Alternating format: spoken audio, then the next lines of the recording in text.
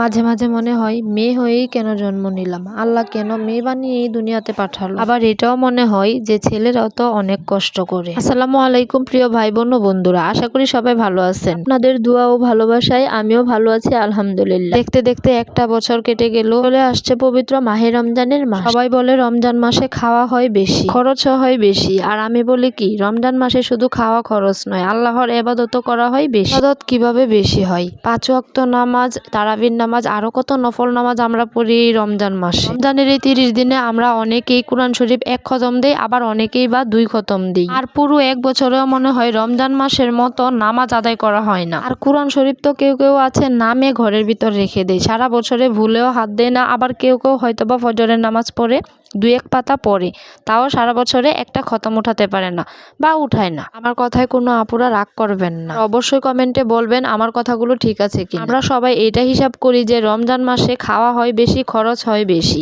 কিন্তু আমরা যে কতটা সওয়াব কামাই করতেছি এটা কেউ হিসাব করি না। তো যাই হোক, অনেক কথাই বলে ফেললাম। আগামীকাল রাতে খেয়ে রবিবার প্রথম রোজা, আলহামদুলিল্লাহ। আমরা সবাই চেষ্টা করব 30টা রোজা রাখার এবং কোরআন পড়ার। এখন আসি কাজের কথাই। ভিডিওর প্রথমে বলেছিলাম কেন মেয়ে হয়ে জন্ম নিয়েছিলাম। আবার ছেলেরাও অনেক কষ্ট করে থাকে। আমাদের মেয়েদের জীবনটা কেমন? সকালে ঘুম থেকে উঠে কাজ শুরু হয়, রাতে ঘুমানোর আগ পর্যন্ত কাজ থাকেই, করতেই হয়। কখনো ছেলে মেয়ের, কখনো স্বামীর, কখনো শ্বশুর শাশুড়ির, আবার কখনো বা দেবর ননদের।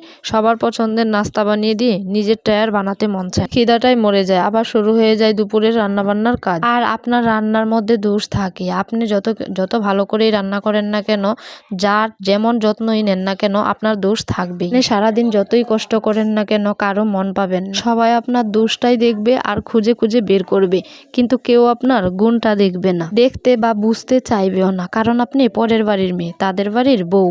আর আপনি যদি তাদের কথার কোনো জবাব দিতে যান বা কোনো কথার প্রতিবাদ করেই ফেলেন, তাহলে সবাই মিলে আপনাকে 1000টা কথা শোনাবে এবং অপেক্ষায় থাকবে তাদের ছেলে কখন বাড়িতে আসবে আর আপনার নামে নালিশ করবে। আপনিও গাল ফুলিয়ে কান্নাকাটি করে বসে থাকবেন যে স্বামী আসলে স্বামীর কাছে বলবেন। কারণ আমরা মেয়ে মানুষেরা তো যতই কষ্ট হোক, আমরা নিজেদের কষ্টগুলো শেয়ার করতে পারি নিজের মা বোনদের সাথে, এবং শ্বশুরবাড়ির লোকেদের সাথেও মাঝে মধ্যে রাগ করে তর্ক করে ফেলি, নিজের রাগটা মিটিয়ে ফেলি। এখন যে ছেলেটা বাইরে থেকে কাজ করে আসবে, আমরা এটা কেউ চিন্তা করি না যে সে বাইরে থেকে কতটা পরিশ্রম করে আসছে।